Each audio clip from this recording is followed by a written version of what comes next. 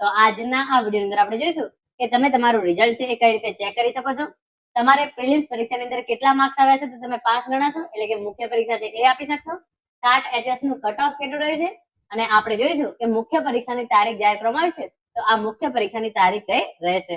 તો હવે શરૂ કરીએ આજનો વિડીયો. તો રિઝલ્ટ જોવા માટે સ્ટેટ એક્ઝામિનેશન બોર્ડની જે ઓફિશિયલ વેબસાઇટ છે SEBexam.org આ વેબસાઇટ પર તમારે આવી જવાનું છે. આ વેબસાઇટની લિંક તમને નીચે ડિસ્ક્રિપ્શન બોક્સની અંદર આપવામાં આવેલી છે. સ્ટેટ એક્ઝામિનેશન બોર્ડ ગાંધીનગર આ રીતે લખેલું છે. સૌપ્રથમ તમે વેબસાઇટ પર આવશો, તમે જોઈ શકો છો નોટિસ બોર્ડની અંદર શિક્ષક અભિરુચિ કસોટી ઉચ્ચતર માધ્યમિક 2026 ની પ્રાથમિક કસોટીના પરિણામનું જાહેરનામું અને રિઝલ્ટ માટે તમે અહીંયા ક્લિક કરો. તો આપણે પહેલા જાહેરનામું જોઈ લઈએ. તો આ પ્રમાણે જાહેરનામું ખુલશે.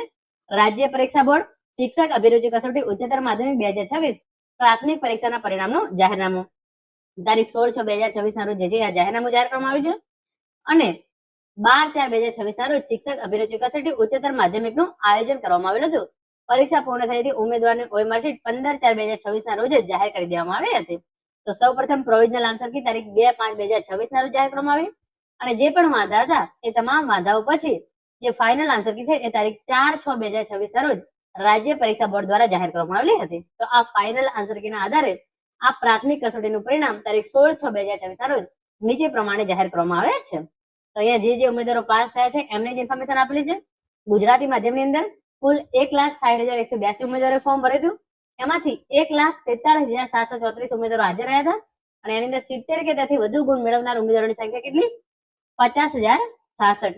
80 કે તેનાથી વધુ ગુણ મેળવનાર ઉમેદવારોની સંખ્યા 33,330. 90 કે તેથી વધુ ગુણ મેળવનાર ઉમેદવારોની સંખ્યા 20,067. 100 કે તેથી વધુ ગુણ મેળવનાર ઉમેદવારોની સંખ્યા 10,404 અને 120 કે તેથી વધુ ગુણ મેળવનાર ઉમેદવારોની સંખ્યા 1,584.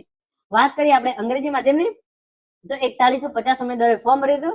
3,296 ઉમેદવારો હાજર રહ્યા. એમાંથી 70 કે તેથી વધુ ગુણ મેળવનાર ઉમેદવારોની સંખ્યા 1694. 80 કે તેથી વધુ ગુણ મેળવનાર ઉમેદવારોની સંખ્યા 1,170. 90 કે તેથી વધુ ગુણ મેળવનાર ઉમેદવારોની સંખ્યા 744. 100 કે તેથી વધુ ગુણ મેળવનાર ઉમેદવારોની સંખ્યા 424 અને 120 કે તેનાથી વધુ ગુણ મેળવનાર ઉમેદવારોની સંખ્યા 74. પછી આ તમે જોઈ શકો છો હિન્દી માધ્યમની અંદર 692 ઉમેદવારો નોંધાયેલા હતા. 554 ઉમેદવારો હાજર રહ્યા. 209 ઉમેદવારો એવા હતા કે એમને 70 કરતા વધારે માર્ક્સ મેળવ્યા. 144 ઉમેદવારો એવા કે એમણે 80 કે 80 કરતા વધારે માર્ક્સ મેળવ્યા. 90 કે તેથી વધુ ગુણ મેળવનાર ઉમેદવારોની સંખ્યા 82. 100 કે તેથી વધુ ગુણ મેળવનાર ઉમેદવારોની સંખ્યા 48 અને 120 કે તેનાથી વધુ ગુણ મેળવનાર ઉમેદવારોની સંખ્યા 8 હતી. તો આમ આપણે ટાટ એચએસ નું ઓવરઓલ જોઈએ તો 1,65,024 ઉમેદવારો નોંધાયેલા હતા. એમાંથી 1,47,584 ઉમેદવારો હાજર રહ્યા. એની અંદર 70 કરતા વધારે ગુણ 51,971 વિદ્યાર્થીઓ મેળવે છે. 80 કે તેનાથી વધારે ગુણ 34,644 વિદ્યાર્થીઓ મેળવે છે. 90 કે તેનાથી વધારે ગુણ 20,893 ઉમેદવારો મેળવે છે. 100 કે તેનાથી વધુ ગુણ 10,876 અને 120 કે તેનાથી વધુ ગુણ મેળવનાર 1,666 ઉમેદવારોનો જે છે એ સમાવેશ થાય છે. આ પ્રમાણે તમે અહીંયા જોઈ શકો છો. આ પ્રમાણેનું પરિણામ છે એ જાહેર કરવામાં આવેલું છે. સદર પરીક્ષાના પરિણામમાં 35% એટલે કે 70 થી વધુ ગુણ લાવનાર ઉમેદવાર મુખ્ય પરીક્ષા માટે ક્વોલિફાય ગણાશે. એટલે કે તમે 35% કરતા વધારે ગુણ એટલે તમે તમારી બોર્ડની વેબસાઇટ પર જઈ તમારો બેઠક નંબર અને જન્મ તારીખ નાખી તમારું રિઝલ્ટ છે એ જોઈ શકો છો. એ હું તમને થોડી વારની અંદર બતાવું છું કે રિઝલ્ટ તમે કઈ રીતે ચેક કરી શકો છો. એટલે કે તમારે 35% એટલે કે 70 કરતા વધારે ગુણ આવેલા હશે તો તમે મુખ્ય પરીક્ષા આપવા માટે જે છે એ ક્વોલિફાય ગણાશો. પછી બોર્ડની વેબસાઇટ પર જઈ તમે બેઠક નંબર અને જન્મ તારીખ નાખી તમારે જે છે એ રિઝલ્ટ જોઈ શકો છો. પરિણામ બાબતે વ્યક્તિગત માહિતી, શૈક્ષણિક લાયકાત તેમજ અન્ય વિગતોની ચકાસણી મુખ્ય પરીક્ષા બાદ ભરતી પસંદગી સમિતિ દ્વારા કરવામાં આવશે અને આ અંગે ભરતી પસંદગી સમિતિનો નિર્ણય આખરી રહેશે.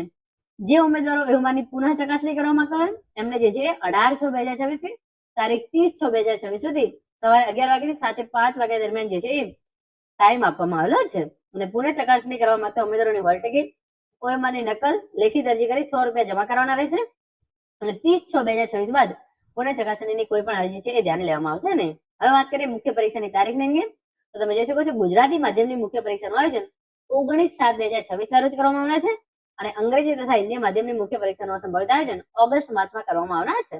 તો ગુજરાતી માધ્યમની જે મુખ્ય પરીક્ષા છે એની તારીખ 19/7/2026 રાજ્ય પરીક્ષા બોર્ડ દ્વારા આ જે છે એ ડેટ જાહેર કરી દેવામાં આવી છે. મુખ્ય પરીક્ષા માટે ક્વોલિફાય થયેલ ઉમેદવારો મુખ્ય પરીક્ષા માટે અલગથી આવેદનપત્ર કે ફી ભરવાની રહેશે નહીં. મુખ્ય પરીક્ષાની હોલ ટિકિટ અને વિગતોની સતત માહિતી મેળવવા માટે www.sebexam.org આ વેબસાઇટ જોતા રહેવું. જો તમારે પૂર્ણ ચકાસણી કરવી હોય તો એનું ફોર્મ જે છે વેબસાઇટ પર મૂકેલી છે. અહીંયા જોઈ શકો છો ટાટ HS 2024 રીચેકિંગ ફોર્મ.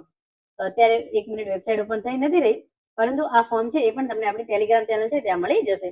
અને રિઝલ્ટ જોવા માટે અહીં ક્લિક કરો, એના પર તમે ક્લિક કરશો તો અત્યારે બહુ બધા વિદ્યાર્થીઓ એક સાથે રિઝલ્ટ જોવા માટેનો પ્રયત્ન કરી રહ્યા છે. તો વેબસાઇટ જે છે એ ખુલશે નહીં, પરંતુ તમે જે છે એ તમારો સીટ નંબર અને બંને નાખી તમારું રિઝલ્ટ જે છે એ સ્ટેટ એક્ઝામિનેશન બોર્ડ આ વેબસાઇટ પર આવ્યા પછી જ જોઈ શકશો. તમે જોઈ શકો છો SEBexam.org તમારો બેઠક નંબર અને જન્મ તારીખ નાખી તમે તમારું રિઝલ્ટ છે એ જોઈ શકો છો. તો આ પ્રમાણે તમારે ગૂગલ ની અંદર સ્ટેટ એક્ઝામિનેશન બોર્ડ લખી દેવાનું છે.